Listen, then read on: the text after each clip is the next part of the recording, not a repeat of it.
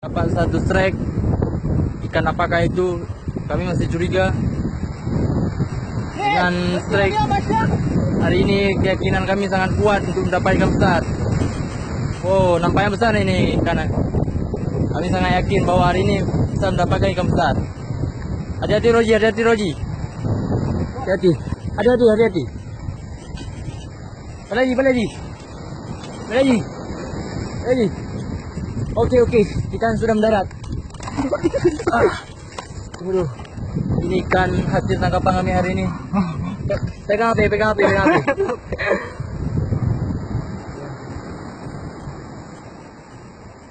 kami sangat yakin hari ini.